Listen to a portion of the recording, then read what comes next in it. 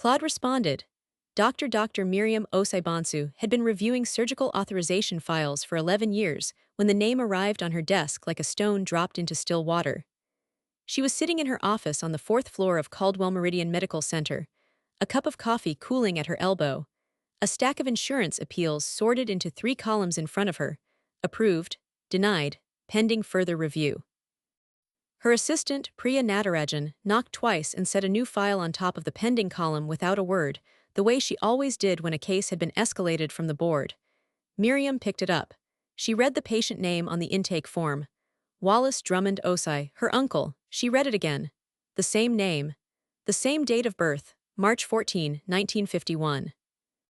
The same middle name her grandfather had given to all his sons, the name that appeared on the deed to the house in a CRA that her grandfather had spent 31 years paying off, the name that had also appeared on the estate documents she had never been allowed to read. Miriam set the file down. She aligned it with the edge of the desk. She picked up her coffee, realized it was cold, and set it back down. She had known, in some abstract and distant way, that this moment would come eventually. Not this exact shape of it, not her uncle's name on an insurance denial form, not the particular quality of morning light coming through the Venetian blinds in the office where she served as chief of the Department of Cardiothoracic Surgery, but some version of it. Some version in which the family that had divided her grandfather's estate among themselves, while she stood in the hallway, 22 years old, and just accepted into medical school, would eventually need something that only she could provide. The board had answered to her for 3 years now, and her uncle's emergency claim had just landed on her desk. Hello, everyone. Before I continue, if you've ever been told you would never amount to anything by someone who should have believed in you, leave a comment below. I want to hear your story, because what I am about to tell you took me 22 years to live through, and I spent most of those years believing that the people who dismissed me were right. I wasn't right. They weren't right. And the morning Wallace Drummond Osai's file landed on my desk was the morning I finally understood the difference between surviving a family and outlasting one. But to understand why that morning meant what it did, I have to take you back. 22 years back. To a Sunday afternoon in a house in Brookhaven, Georgia, that smelled like jollof rice and old money, and the particular silence that falls over a family when someone has already decided who matters and who doesn't. I was 22 years old in the autumn of 2003, and I had just received my acceptance letter to the Morehouse School of Medicine.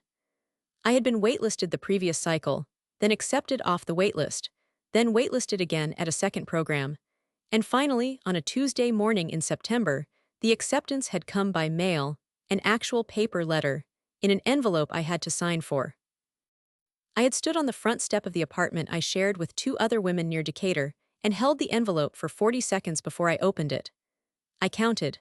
I remember counting. I brought the letter to the family gathering that Sunday because I believed, at 22, that good news was something you shared with the people who loved you, and I believed that my grandfather's children, my father's siblings, my aunts and my uncles, the people I had grown up calling family, were people who loved me. My grandfather, Emmanuel Osai, had died 4 months earlier.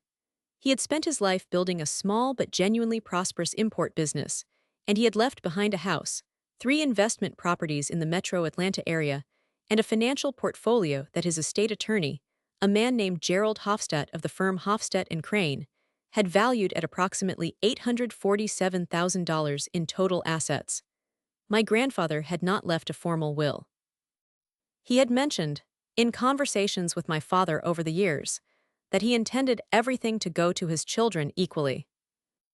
But he had not put it in writing, and in the absence of trust documents, in the absence of a court order, in the absence of anything that Hofstadt and Crane could point to as legally binding, the family had simply divided the estate among themselves by agreement. I was not one of his children. I was his granddaughter, the only grandchild who had lived with him for 6 years while her parents were working abroad. The only grandchild who had read to him every Sunday and driven him to his specialist appointments when his knees began to go. The only grandchild who had sat in the hospital waiting room on the night his first cardiac event landed him in Grady Memorial and had not left for 14 hours. None of that appeared in any column of any ledger when Gerald Hofstadt read the asset summary at the dining room table that October. My Uncle Wallace was the one who explained it to me. He was not unkind about it, which in some ways made it worse. He had the particular gentleness of a man who has already made a decision and no longer needs to justify it. Miriam, he said, this is complicated. Family inheritance is not a simple thing. There are legal considerations, there are fairness considerations.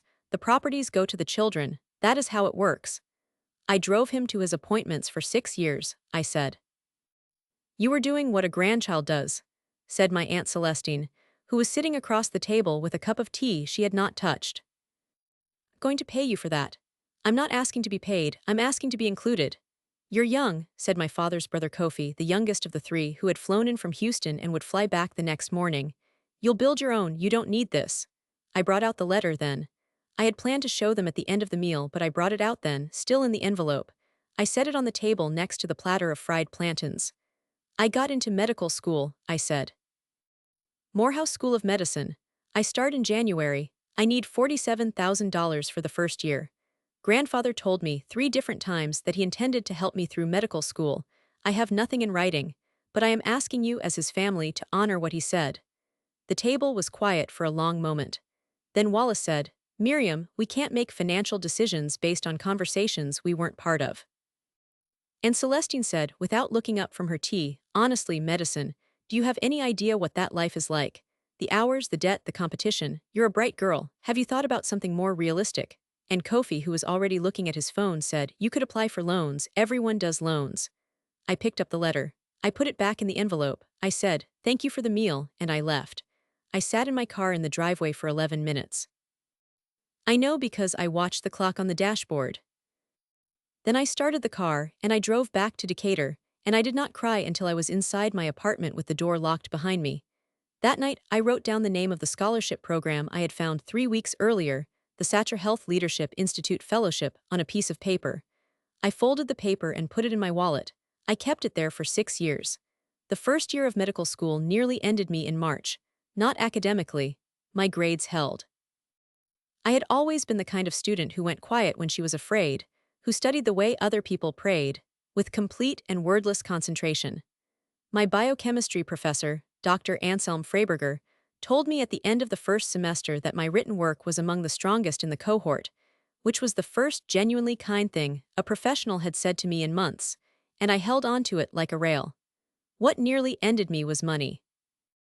I had applied for federal student loans, and the loans had covered tuition and a portion of living expenses. But the disbursement schedule had a 3-week gap in February that I had not accounted for, and by the middle of March, I had $43 in my checking account, a landlord who had already given me one extension, and a car that needed a timing belt replacement I could not afford. I remember standing in the parking lot of a Kroger on a Thursday evening, calculating whether I could eat for 6 more days on a bag of dried lentils and a carton of eggs, and understanding with a clarity that felt almost physical that I had no margin. None at all. I had no college fund to draw from, no family to call. There was no inheritance waiting. There was only the $43 and the lentils and the decision about whether I was going to continue. I went back inside and bought the lentils and the eggs. I went home. I applied for an emergency financial hardship grant through the school's student services office, a process that required submitting 3 months of bank statements and a written explanation of my circumstances, which I wrote at my kitchen table at 11:30 at night in language that was precise and factual, and did not once ask for pity. I was approved for $2,200. It arrived in my account 8 days later, which was 4 days after my landlord's second deadline, and he accepted it without comment. What saved me in the medium term was a work-study placement I found through Dr. Freiberger's referral, a research assistant position in the cardiology lab run by Dr. Patience Adego Quats, a cardiologist on the Morehouse faculty who had spent the previous decade studying cardiac event patterns in West African immigrant populations.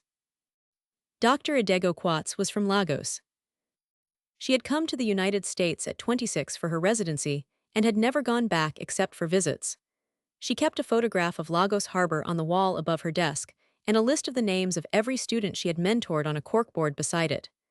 She told me, at our first meeting in her lab in the spring of 2004, that she had read my hardship application. She sat on the Student Services Committee, and that she had voted to approve it. Not because it was sympathetic, she said, but because it was honest. I can work with honest. I worked in her lab for 18 months. I cataloged patient records, assisted with data entry on a longitudinal study of post-cardiac event recovery rates, and attended every seminar she invited me to without being asked twice. I learned more about the mechanics of cardiac function in those 18 months than I had in any formal coursework, not because the coursework was insufficient, but because Dr. Adegokwats taught the way people teach, when they have forgotten that the subject is supposed to be difficult, as if it were simply interesting, as if the heart were a machine anyone could understand if they looked at it long enough without flinching. My father called me twice during those 2 years. Not to ask about my studies.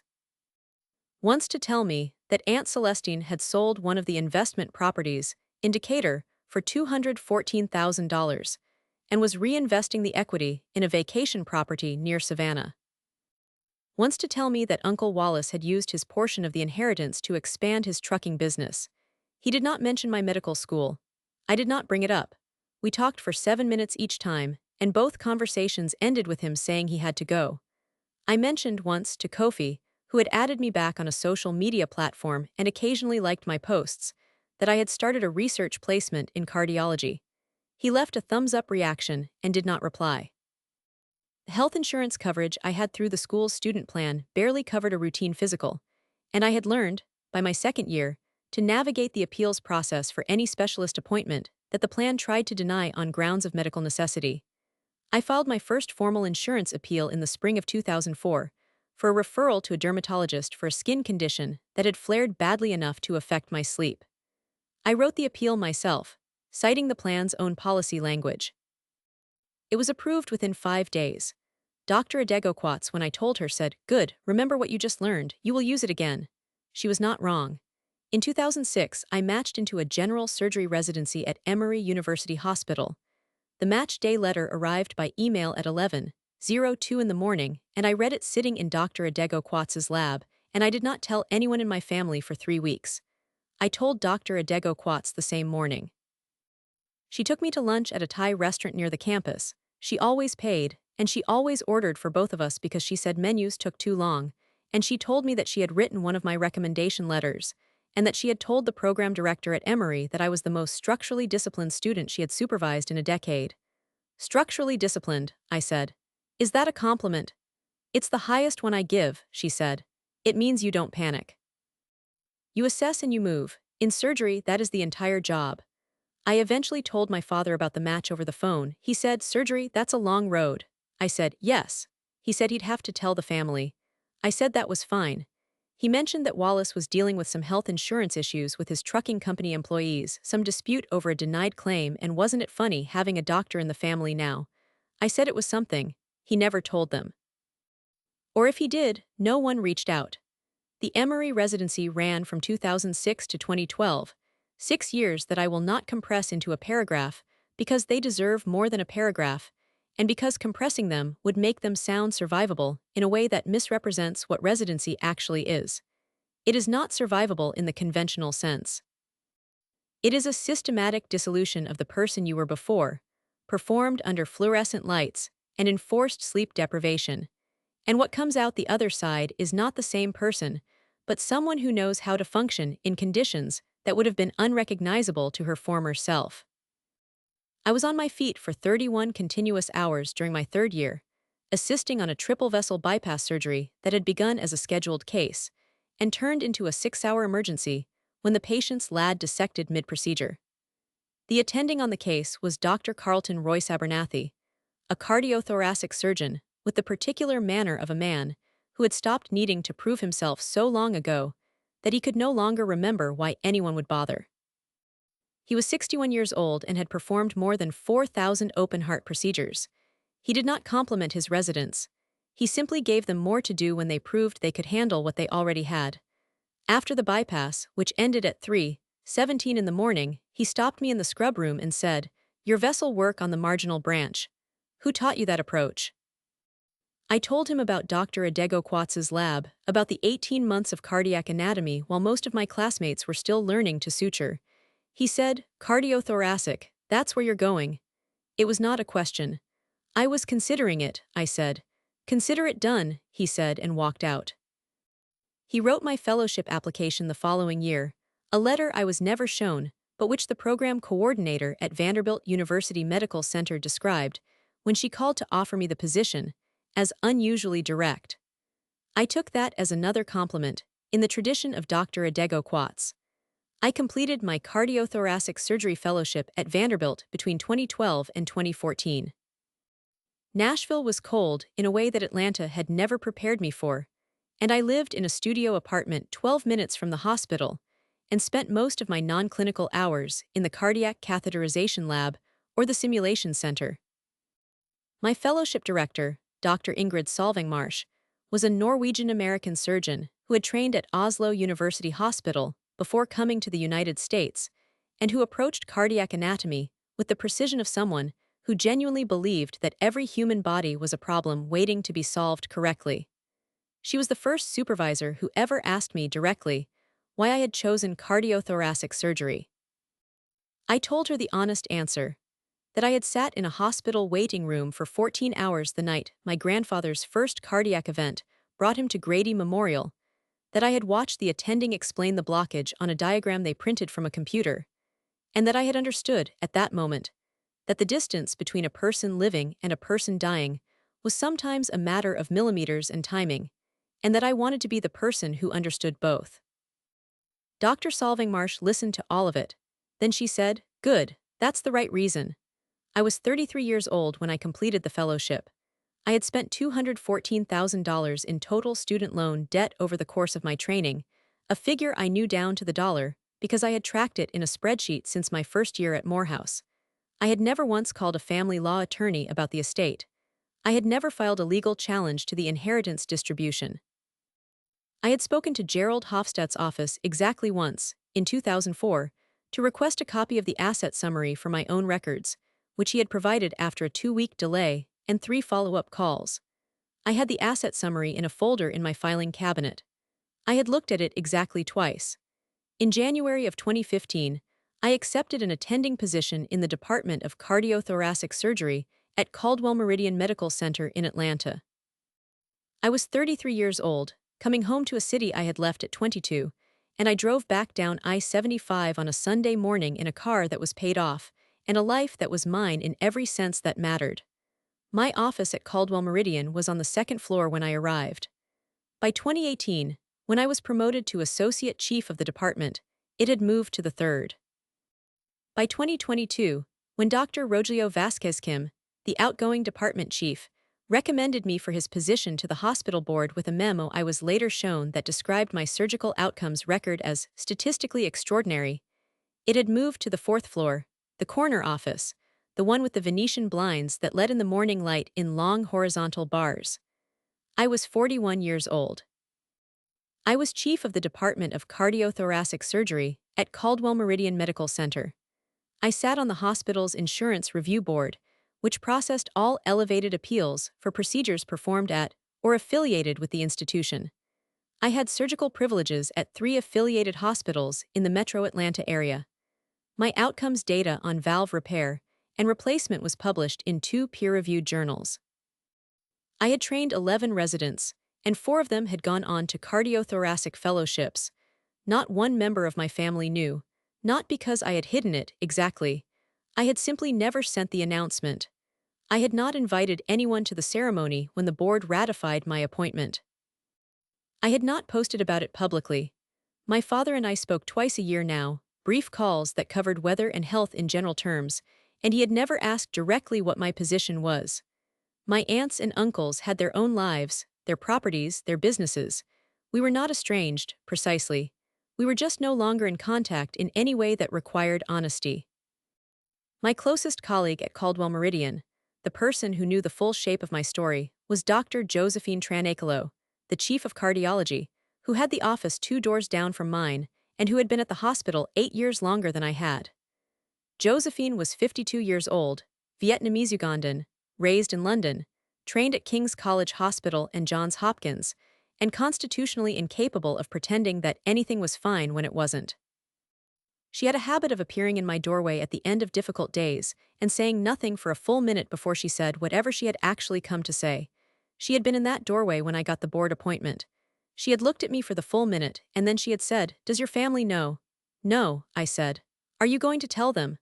No, she had nodded slowly, the way she nodded when she was deciding whether to push. You should think about what you want from the moment when they find out, she said. Because they will find out, and you want to have decided in advance what that means to you. I had thought about it. I had been thinking about it, in a low and continuous way, since the day I signed my attending contract in 2015. But I had never resolved it into anything actionable, because the thinking always arrived at the same place. I did not want anything from them. I had built everything without them. I did not need their acknowledgement to make it real. What I had not fully anticipated was the question of what it would mean when they needed something from me. In September 2024, I received a call from my father. It was a Wednesday evening, and I was reviewing medical records at my desk, post-surgical documentation on a mitral valve repair I had performed that morning, when his number appeared on my phone. He called so rarely that I looked at the screen for a moment before I answered. He told me that Uncle Wallace had been admitted to Northside Hospital 6 days earlier with an acute Jordic syndrome. He told me that Wallace's insurance, a private policy he had maintained since retiring from the trucking business, had denied the claim for emergency surgical intervention on the grounds that the procedure had not received prior authorization. He told me that the denial had been upheld on first appeal. He told me that Wallace's attorney, a man named Bernard Fitch of the firm Fitch and Llewellyn, had advised that a second appeal through the hospital's external review board was the next step, but that someone with standing and medical expertise would need to support the claim. My father paused. Then he said, "You're a doctor now, right? Is there anything you can do for the family?" I looked at the stack of medical records on my desk. I looked at the Venetian blinds, the morning light that would come again tomorrow in its long horizontal bars. "What hospital did you say?" I asked, though I had heard him perfectly. He told me again. I knew the name. I knew the name because Northside Hospital was one of Caldwell Meridian's affiliated institutions. I knew the name because any insurance dispute from an affiliated institution that reached the level of external board review would route through our office. I knew the name because Wallace Drummond Osai's file was already in my pending column. I had come that close to everything surfacing before it was time, but it wasn't time yet. I told my father I would look into it. I hung up. I sat in the office for 4 minutes without moving. Then I opened the file, and I began to read. Claude responded. The file was 43 pages. The file was 43 pages. I read all of it that night, sitting at my desk after the building had gone quiet, the cleaning crew's cart audible in the hallway and then not audible, the parking lot 4 floors below emptying one car at a time. Wallace Drummond Osai, 73 years old, admitted to Northside Hospital on September 11, 2024, with an acute type B Jordic dissection. The emergency surgical team had stabilized him with endovascular repair, a TEVAR procedure, thoracic endovascular Jordic repair, within 6 hours of admission. The surgery had saved his life. The insurance company, a carrier named Veridian National Health, had denied the claim 17 days later on the grounds that the procedure had not received prior authorization, that the attending physician had not followed the insurer's required escalation protocol before operating, and that the policy's emergency exception clause had been, in Veridian's assessment, misapplied. The denial letter was 3 pages long and written in the particular language of institutional insurance refusal, which is a language I had spent 20 years learning to read the way a translator reads a document with a hidden structure, not for what it says, but for what it is designed to make you give up on. I read the denial letter twice. Then I read the clinical notes from the admitting physician, a hospitalist named Dr. Sanjay Mehrotra, and then the operative report from the vascular surgery team, and then Veridian's internal case summary, which had been attached to the file as part of the escalation packet. By 11:40 that night I had 3 pages of handwritten notes. By midnight I had a preliminary assessment. Veridian was wrong. Clinically wrong, procedurally wrong, and wrong in their application of their own policy language. An acute type B Jordic dissection, presenting with the imaging profile documented in Wallace's admission records, was, under every standard of care guideline published by the Society for Thoracic Surgeons in the previous decade, a category that qualified for emergency exception without prior authorization. The attending had done exactly what the standard of care required. The denial was, in my professional judgment, indefensible. I set my notes down. I looked at the ceiling for a moment. This was the part that nobody in my family understood, and that I had never tried to explain to them. I had not spent 22 years building a career so that I could use it as a weapon. I had spent 22 years building a career because the work itself was the point, because the distance between a patient living and a patient dying was a problem I had decided, at 22, to spend my life trying to solve correctly. Wallace Drummond Osei had been placed in front of me as a clinical problem. He was also my uncle. Those two facts were not in conflict, they were just both true at the same time. I called Josephine Tranakalo at 12:07 in the morning. She answered on the second ring, which meant she was still awake, which was not unusual. Josephine slept the way surgeons sleep, in short, efficient intervals that she treated as maintenance rather than rest. I need to talk through a case, I said. The OSI file, she said. Priya mentioned it came through elevated. The patient is my uncle. There was a brief pause. Should I come in? In the morning, but I wanted you to know tonight. Are you recusing? I had been thinking about this since the moment I read the name on the intake form. The question of recusal, of whether my personal connection to the patient constituted a conflict of interest that should remove me from the case, was a legitimate institutional question, and I had considered it seriously and without the influence of any feeling about my uncle or my family. The answer I had arrived at was no, and my reasoning was specific. I was not functioning as the treating physician. I was functioning as the chair of the Insurance Review Board, reviewing a denial that had been filed by a third-party insurer. My role was evaluative and administrative. My obligation was to apply the correct clinical and procedural standard, which I was fully qualified to do, and which I would apply identically whether or not the patient shared my grandfather's middle name. No, I said, but I want you in the room when I present the finding. I'll be there, she said. Then, Miriam. Does he know who's reviewing his file? No, what about the rest of them? My father knows I'm a doctor. He doesn't know what kind or where. None of them have known for years. That's not something I planned. It's just what happened when nobody asked. Josephine was quiet for a moment. Okay, she said. I'll be there in the morning. I hung up. I sat in the office for another 10 minutes. Then I gathered the file, locked my desk, and went home. What my father didn't know, what none of them knew, was that I had already requested the full Veridian policy documentation from the carrier's compliance office that afternoon, before my father had called, before anyone in my family had reached out, because the escalation packet had arrived on my desk, and I had begun the review as I would have begun any review, with the same preparation, the same standard. The policy documentation was already on its way.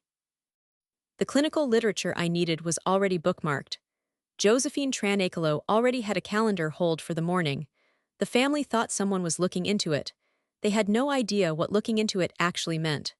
The following morning, Josephine appeared in my doorway at 7:15, which was earlier than I had expected, and precisely when she always arrived when something mattered. She had a coffee in each hand, and the expression she wore when she had already thought through 3 versions of a problem before breakfast. She set one of the coffees on my desk and sat down across from me without being invited, which was the only way she ever sat down anywhere. Walk me through it, she said. Type B dissection, imaging confirmed Stanford classification on admission. The TEVAR was performed within 6 hours. Veridian is denying on prior auth grounds, citing Section 14.2 of the policy, which covers elective and semi-elective vascular procedures. They applied an elective procedure clause to an acute dissection. They did. That's not a gray area. It is not, I said. The question is how we document the reversal. What do you need from me? A clinical corroboration from cardiology on the emergency classification, your name on the finding, and your presence in the room when I present to the full review board. Done. What else? I need to know whether the patient or his representatives have retained independent counsel yet. Josephine looked at me for a moment. His representatives, you mean your family? I mean the patient's representatives. They have an attorney, she said. Bernard Fitch. He filed the second-level appeal 2 days ago. It's in the packet. I know, I read it last night. Fitch's appeal is adequate, but it's focused on the procedural argument. He's not leading with the clinical standard of care. He needs to amend it. Are you going to tell him that? I'm going to document the clinical finding through the review board. What Fitch does with that finding is his business. Josephine picked up her coffee. She held it without drinking. Miriam. You know that when this resolves, your family is going to understand that you were the one who reviewed the file. Yes, And you're prepared for that. I've been prepared for it since the morning Priya put that file on my desk. That's not what I'm asking. I'm asking if you're prepared for what they're going to feel about it. I thought about that honestly. The way Josephine's questions always required me to think honestly. I've had 22 years to decide what I need from them, I said. I decided a long time ago that I don't need anything. What happens after the finding is their process to work through. Not mine. She drank her coffee. Okay, she said. Then let's go over the documentation. We spent the next 90 minutes going through the file together, the clinical notes, the imaging reports, the operative documentation, the Viridian policy language, and the Society for Thoracic Surgeons 2022 Guidelines on Emergency Aortic Intervention. Josephine drafted her cardiology corroboration on a legal pad in her compact, precise handwriting. I drafted the board finding summary on my laptop. We checked each other's citations. We flagged 3 specific passages in the Viridian denial that directly contradicted the carrier's own policy definitions, which was the kind of internal inconsistency that, once documented in a board finding, was extremely difficult for an insurer to defend at the external review level. By 9:30, the documentation was complete. I scheduled the review board presentation for the following Thursday. That same afternoon, my cousin Edwoa, Wallace's youngest daughter, whom I had not spoken to in 4 years, sent me a text message. She had got my number from my father. The message said, "Miriam, Dad is doing a little better. We heard you might be helping with the insurance thing. Thank you for looking into it. Are you like a general doctor or what? I didn't realize you were in Atlanta." I read the message twice. I set my phone face down on the desk. I picked it up again and typed, "I'm a specialist, still looking at the file. I'll be in touch when I have something concrete." She replied with a heart emoji and a prayer hands emoji. I put the phone back down and returned to the medical records I had been reviewing before she texted. The board presentation was 6 days away. The Viridian documentation had arrived and was now incorporated into the finding. Bernard Fitch's appeal was on file. The clinical corroboration from Josephine was signed and dated. That was the moment I understood exactly how much they had underestimated me. The following Saturday, I had lunch with a patient I had operated on 8 months earlier, a 64-year-old high school principal named Gloria Acaffer Hendricks, who had come to me with severe aortic stenosis, and who had, after a successful valve replacement in January, made it her personal mission to bring me a different kind of food every month as a form of gratitude that I had repeatedly and unsuccessfully asked her to stop. She arrived at the hospital lobby at noon with a container of egusi soup and a separate container of pounded yam, and the expression of someone who had already decided that no amount of professional decorum would prevent her from feeding the doctor who had fixed her heart. We sat in the small family consultation room off the main lobby, which was the only room in the hospital where eating was informal enough that Gloria wouldn't feel out of place. "You look tired," she said. "I'm fine." "You look tired in a particular way," she said. "That's different from regular tired. That's thinking about something tired." "I have a complicated case," I said. "Complicated how?" "Complicated in ways I can't discuss."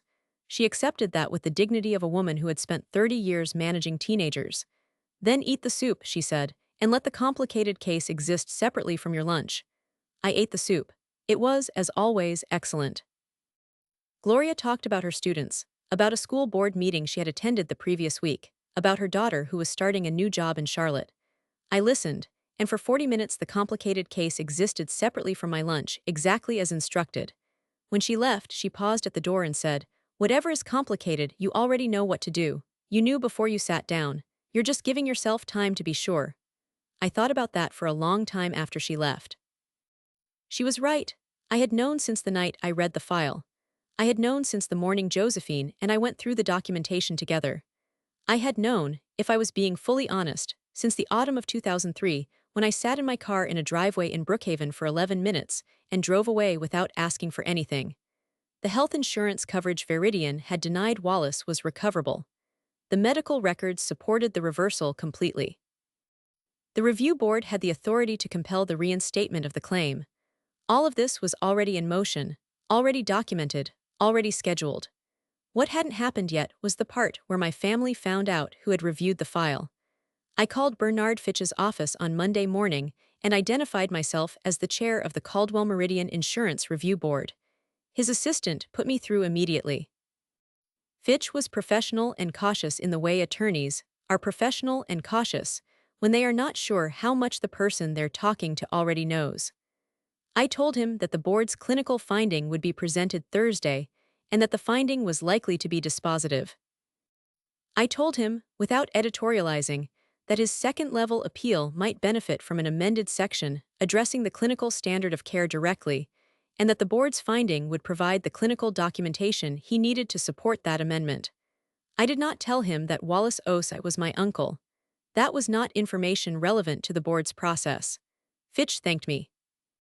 He paused for a moment and said, "Can I ask, is the board's position on emergency exception cases generally consistent? When the clinical evidence is as clear as it is in this case," I said, "Yes." He paused again. "I see," he said. "Thursday, then." "Thursday," I said and ended the call. On Wednesday evening my father called again. "Wallace is asking if you can come to the hospital," he said. "He wants to thank you in person. The family is going to be there tomorrow." "Is that something you could do?" I was standing in my kitchen, still in my work clothes, a glass of water in my hand. I looked out the window at the street below. "I have a board presentation tomorrow morning," I said. "I can come after. The family will be there in the afternoon, around 2. "I'll be there around 2, I said. He thanked me. Before he hung up he said, "Miriam, what kind of specialist are you exactly?" Adwoa asked me and I realized I didn't know. "Cardiothoracic surgery," I said, a long pause. "Like heart surgery?" "Yes. And you're at, where did you say?" "Caldwell Meridian Medical Center," I said. "I've been there since 2015. Another pause. "That's a good hospital," he said, with the particular uncertainty of a man who is recalculating several things simultaneously. "It is," I said. "I'll see you tomorrow." She thought the call had been ordinary. She had 2 more hours before the board convened, and the finding was formally entered into the institutional record. That night, I set my clothes out for the next morning with the same deliberateness I had applied to everything for the past week: the dark blazer, the ID badge, the small gold pin on the lapel that identified the department I chaired. I was not performing anything. I was simply being exactly what I had spent 22 years becoming. The family would see it tomorrow, or they wouldn't. Either way, the finding would be the same. The Caldwell Meridian Insurance Review Board convened at 9 o'clock on Thursday morning in Conference Room C on the 4th floor, which was the room we used for cases that had been elevated to full board consideration. It had a long rectangular table with 8 chairs on each side and a presentation screen at the far end. The room's windows looked out over the hospital's east courtyard, where someone had planted a row of dogwood trees that were just beginning to turn for autumn.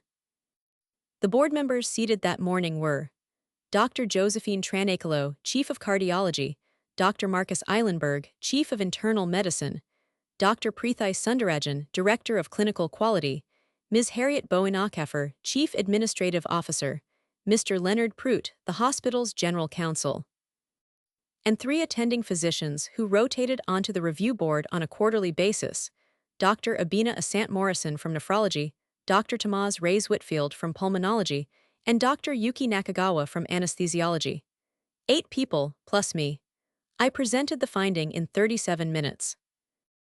I walked through the clinical documentation, the admission imaging, the operative report, the Society for Thoracic Surgeons guidelines, the specific policy language in Veridian's section 14.2, and why it did not apply to the clinical category of an acute type B aortic dissection, presenting with the criteria documented in this patient's records. I presented Josephine's cardiology corroboration. I presented the 3 passages in the Veridian denial letter that directly contradicted the carrier's own policy definitions. I presented the board's authority under Georgia's external insurance review statutes to issue a binding finding, compelling coverage reinstatement. I spoke without notes, using the projected documentation as my reference. I answered 4 questions from board members, each of which I answered with the same specific citation precision I had used throughout the presentation. Dr. Eilenberg asked whether the attending physician at Northside had documented the emergency exception claim at time of procedure. I told him yes. On page 11 of the operative report, paragraph 3, he found it. He nodded. The board voted at 9:48. 7-1 in favor of the clinical finding, with the dissenting vote coming from Mr. Prout, who was not a clinician and whose dissent was procedural rather than substantive. He wanted to give Veridian a formal response window before the finding was transmitted, which was a legitimate position, and which I incorporated into the finding's implementation timeline. The finding would be transmitted to Veridian and to Bernard Fitch's office by end of day Friday. I thanked the board. I gathered my materials. I walked back to my office and sat down and looked at the finding document on my screen for a moment, the official header and the date and the case number and the patient name. Wallace Drummond Osai. The finding was correct. The finding was documented. The finding was signed by 8 professionals and supported by the clinical literature and consistent with the standard of care. That was what the file required. That was what the file had received. I changed out of my hospital clothes at 1:15, put on the dark blazer again, and drove to Northside Hospital. The room was fuller than I had expected. Wallace was in a private room on the cardiac recovery floor, and by 2 o'clock it contained 11 people.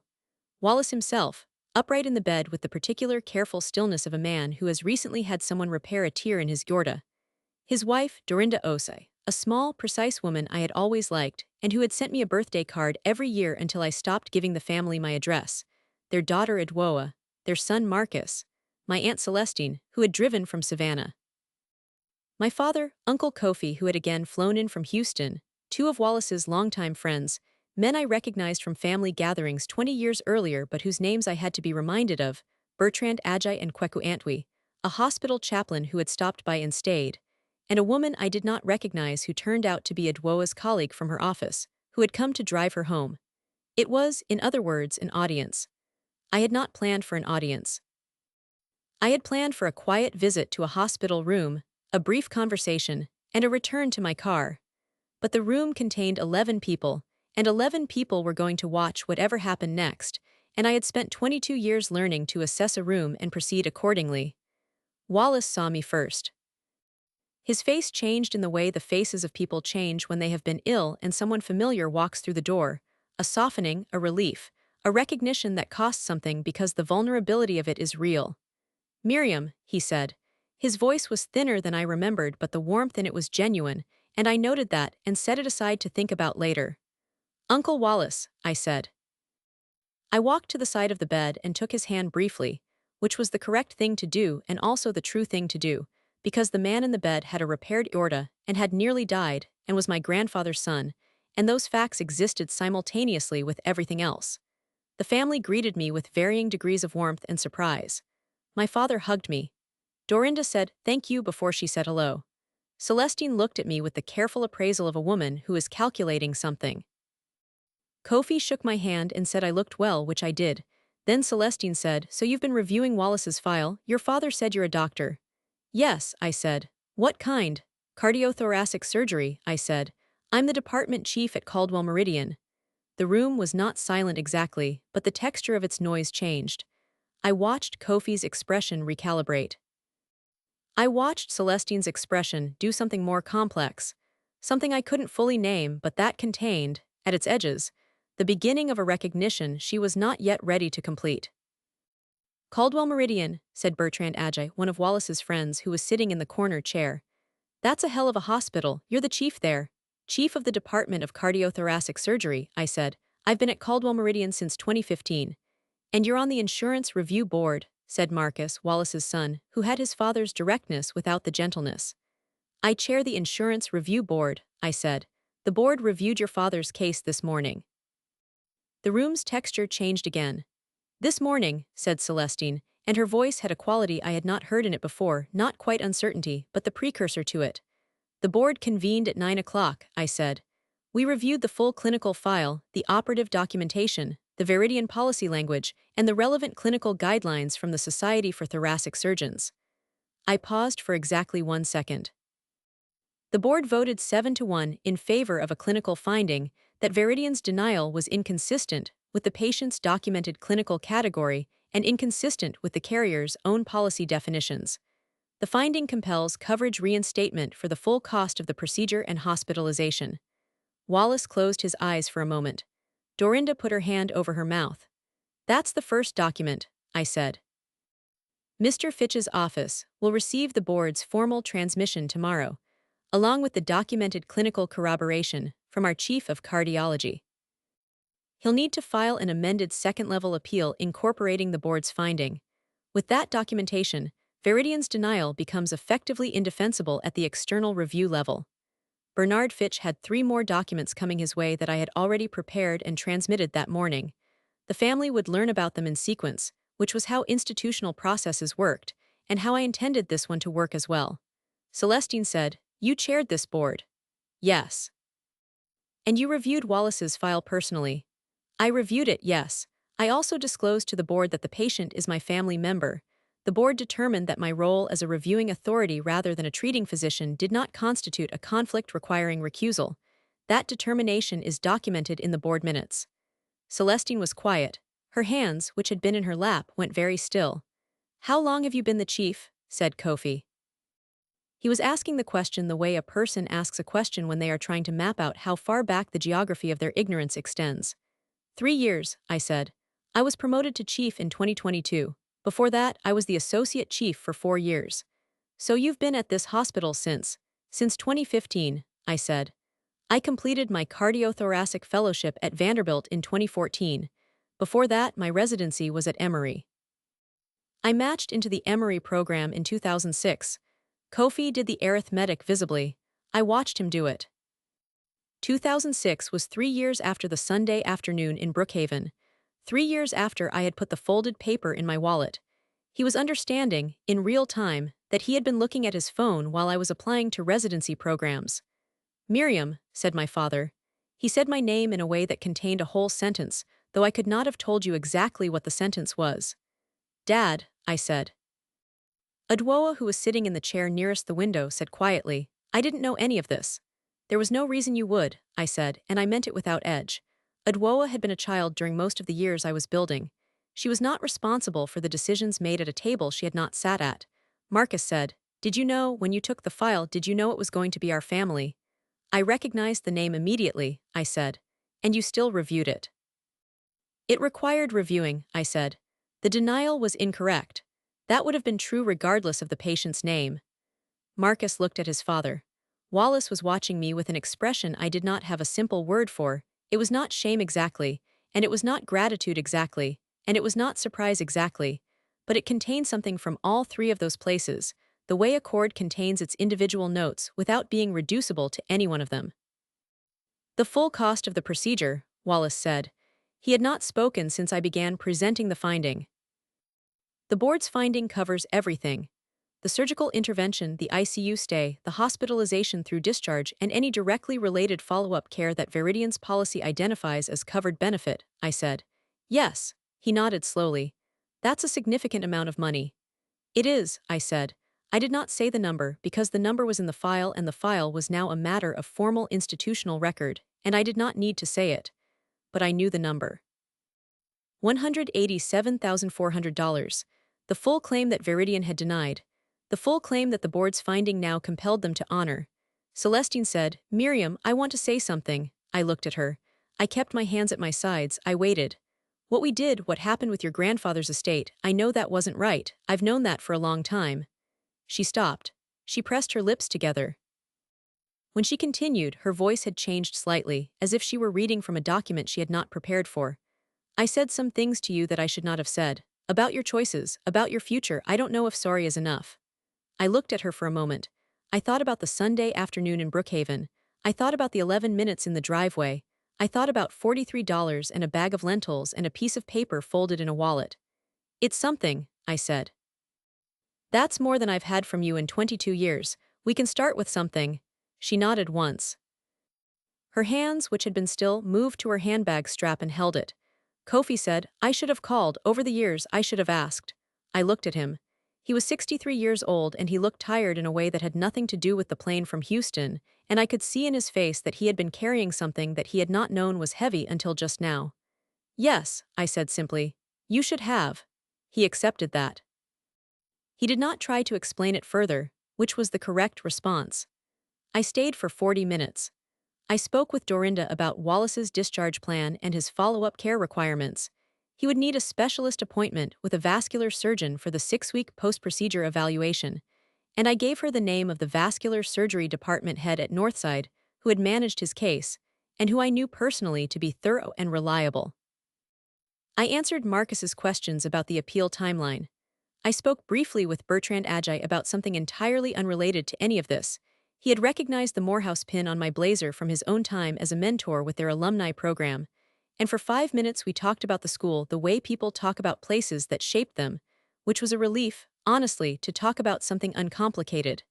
When I left, Wallace said my name again as I reached the door. I turned. "Thank you," he said, "not just for the file, for all of it. For what you built." I looked at him in the bed with his repaired heart and his grandfather's middle name and the particular quality of a man who has arrived, late and imperfectly, at something true. "Take care of yourself, Uncle Wallace," I said. "Follow the discharge instructions exactly. No exceptions." He smiled. It was the first time I had seen him smile in 22 years, and it was, at this late stage, something I was glad to have seen. I walked out to the hallway, took the elevator down, and pushed through the front doors of Northside Hospital into the September afternoon. The air was warm and dry and carried the faint smell of the dogwoods from the parking lot's edge. I sat in my car for a moment before I started it. I did not cry this time.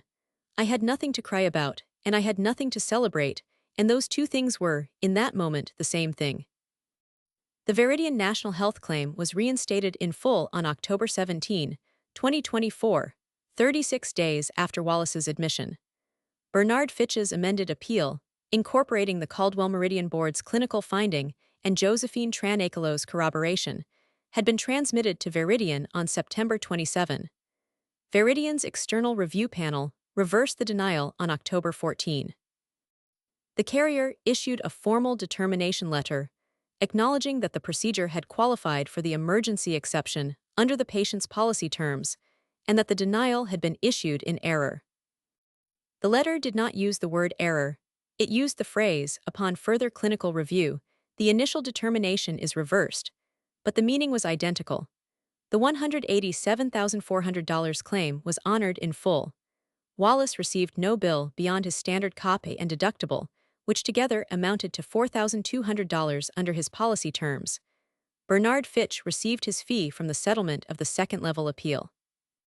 Gerald Hofstadt's firm, which had never been part of this particular matter, continued to exist in the way that estate attorney firms continue to exist, managing the affairs of families who have decided who matters, one asset summary at a time.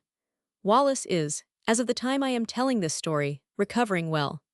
The follow-up imaging from his 6-week vascular appointment showed the repair holding. His cardiologist has him on a regimen that includes medication management and a supervised cardiac rehabilitation program, and Dorinda sends me a text every 2 weeks with an update that is always 2 lines long and always ends with a prayer hands emoji. I have not yet found a way to ask her to stop, and I have begun to suspect that I do not actually want to. My father and I speak more often now. Not much more, 3 times in the 6 months since September, as opposed to twice a year before, but the calls are different. He asks questions now. He asked me in November to explain what a type B aortic dissection is and why the surgery had been necessary, and I explained it in the terms I would use with any patient's family member, and he listened for the full explanation without saying anything until I was done, and then he said, "You really know this." Not as a compliment exactly, more as a recognition that had come somewhat late and was working out how to carry its own lateness. Celestine sent me a card in December. It was not a Christmas card. It was a note card, handwritten, that said she had thought a great deal about the conversation in the hospital room and that she wanted to have a proper conversation when I had time, and that she understood if I didn't. I have not yet responded. I intend to. I simply haven't decided what I want from that conversation yet, and in the tradition of the 11 minutes in the driveway in Brookhaven, I am giving myself the time I need to be sure. Kofi called once in October. We talked for 26 minutes, which was the longest conversation we had had in 2 decades. He told me he had looked up Caldwell Meridian's website after the hospital room visit, that he had found my department page, that he had read my published research abstracts. He said, "Miriam, I looked at the dates. You were doing all of this while," and then he stopped, because the end of that sentence was something he was going to have to work out over more than one phone call. I told him that was fine. I meant it. I still chair the Department of Cardiothoracic Surgery at Caldwell Meridian. I still sit on the Insurance Review Board. Last spring, Josephine Tranakalo and I submitted a joint research proposal to the Caldwell Meridian Research Foundation, a longitudinal study of outcomes disparities in emergency Gordic intervention cases across insurance coverage categories, which is the kind of work that turns a single case into a finding that helps people we will never meet. The proposal was approved in February. We begin data collection in May. I keep a small framed photograph on the corner of my desk. It is not a photograph of a diploma or a hospital or a ceremony. It is a photograph of my grandfather, Emmanuel Osei, taken in 1987, the year I was born. He is standing in front of his import business on a street in Accra, in a suit that fits him very well, with an expression of calm and satisfaction that I have spent 37 years trying to understand, and that I think I am only now beginning to. He built something. He built it over decades, with specific effort, without knowing what it would eventually require to defend it. I have done the same, differently, in a different country, in a different building, with a different set of tools. That is enough. That has always been enough. And if there's anything this experience taught me, it's this. 1. The most powerful thing you can do when someone dismisses your future is to build it in complete silence, because silence cannot be argued with and finished work cannot be taken back. 2. Documentation is not paperwork, it is the institutional memory of the truth, and when the moment of reckoning arrives, the person who holds the documented record holds the room. 3. What your family decides you are worth is not a fact about you, it is a fact about them, and the distance between those two things is the exact space where your real life gets built. Was I wrong to review my uncle's insurance file without telling my family who I was or what authority I held? Tell me in the comments. If this story gave you strength, hit that like button. It means more than you know.